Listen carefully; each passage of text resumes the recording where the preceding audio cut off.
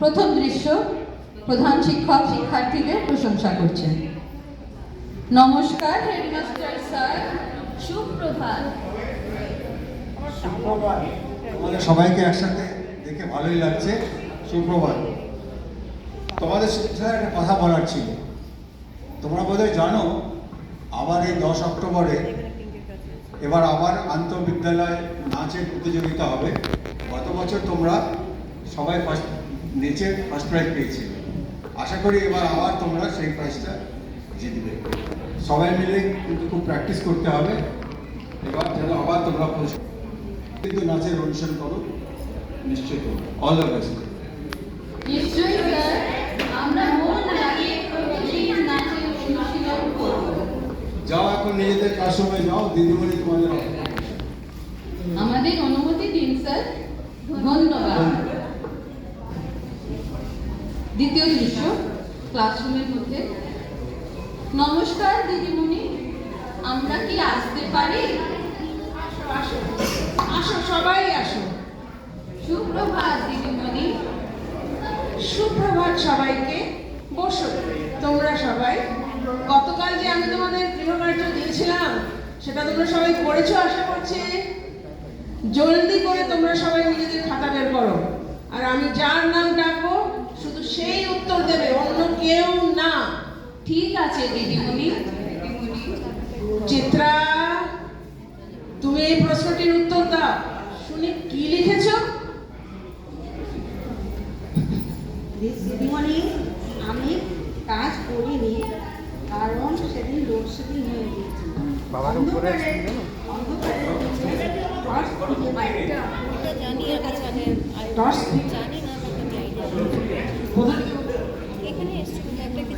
একটু ভয়। দিদিমণি, আমি কাজটা করতে পারিনি, কারণ সেদিকে লোডশেডিং হয়ে গেছে। অন্ধকারের জন্য টর্চও খুঁজে পাইনি। মোমবাতি বা লণ্ঠন ছিল না, সেটা জ্বালিয়ে কাজ করতে পারতে। হ্যাঁ, সেটা রিনিকের কাছে দিয়েছিলাম, যার জন্য ওদের খুব প্রয়োজন ছিল। তাই আমি রিনিককে ওটা দিয়েছিলাম, সেই জন্য আমি ওটা করতে পারিনি। দিদিমণি কাছে বৎস, তুই কাজ করেছিস রিনিকি? না দিদিমণি, আমি কাজ করিনি। কেন? তোর কাছে তো লণ্ঠনও ছিল, এই যে চিত্রা বললো এক্ষুনি। হ্যাঁ, লণ্ঠন তো ছিল দিদিমণি, কিন্তু লণ্ঠনের কেরোসিন তেলটা ফুরিয়ে গেছিল। তাই তেল নেওয়ার জন্যে তিলের বাড়িতে যাচ্ছিলাম। যাওয়ার পথে কাদায় পা পিছলে একদম স্যাট করে পড়ে গিয়ে স্যালাড হয়ে গেলাম। পায়ে খুব চোট লেগেছে, তাই আর কাজ করতে পারিনি দিদিমণি। ও বাবা, সাবধানে থাক রে। এখন ঠিকভাবে চলতে পারছিস তো? হ্যাঁ, ওই এঁকে বেঁকে। কি রে টিলটিল, তোর কি খবর? তুই কি কাজ করেছিস? না দিদিমণি, কাজ আর কি করে করব? এই রিনি কি এমন করে চিৎকার দিল, দরজা খুলে দেখি ও কাদায় চিটপটাং করে আলো সিদ্ধর মতো পড়ে আছে। জলদি করে ছুটে গেলাম ওকে তুলবার জন্য, আর ওকে তুলতে গিয়ে আমার কোমরে সেই যে হ্যাচকা টান লাগলো। উফ, কি ভারী বাবা! তাই আর কাজ করতে পারিনি দিদিমণি। ওরে বাবা রে, কি সাংঘাতিক ব্যাপার। এখন ঠিক আছিস তো তুই? হ্যাঁ দিদিমণি, মা রাত্রিরে শোয়ার আগে মলম লাগিয়ে দিয়েছিল। ভালো। তোমার কি খবর সীমা? তুমি কাজ করছো নাকি তুমি এই দুজনের সাথেই ছিলে? না তো দিদিমণি, আমি তো তখনও জানতাম না কি রিনি কি পড়ে গেছে আর ওরা দুজন কাদায় গড়াগড়ি করছে। আমি আমার পড়ার বন্ধু সাথে লুকোচুরি খেলছিলাম। তারপরে যেই আলো আসলো, মা বললেন যাও চান করে নাও, এত গরমে খেলছো সেই তখন থেকে। তাই চটপট স্নান করে নিলাম। তারপর মা বললেন পাশের বাড়ির কাকিমা ডেকেছে, কাকিমা নাকি লুচি তরকারি বানিয়েছে। তাই কাকিমার বাড়ি গেলাম। লুচি তরকারি পেটে পড়লো, যা ঘুম পায়, আহা, খেয়ে ঘুমিয়ে পড়লাম। কাজ তাই আর করতে পারলাম না দিদিমণি। বুঝলাম। আরো কিছু বাকি আছে তোমার বলার? না দিদিমণি, ব্যাস এইটুকুই বলার ছিল। উফ, বসো এবার। উফ, কি ভাবক করে রে বাবা। হ্যাঁ রে শুভ, তোর কি খবর? কাজ করেছিস?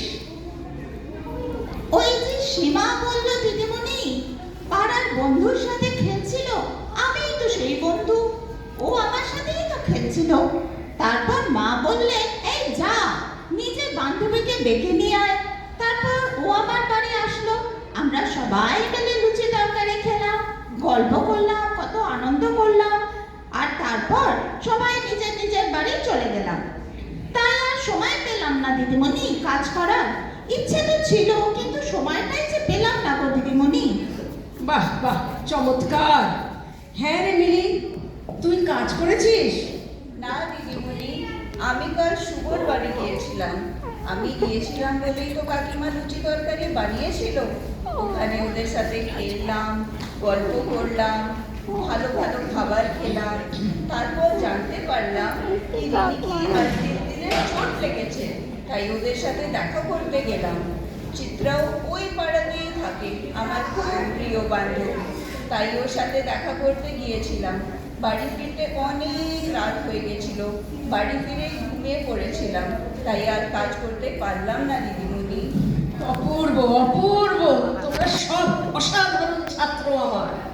শোনো, কালকে আমি সবার খাতা দেখব।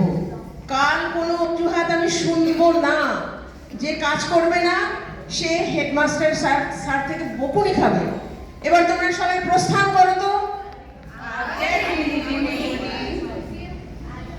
যাও, সবাই যাও।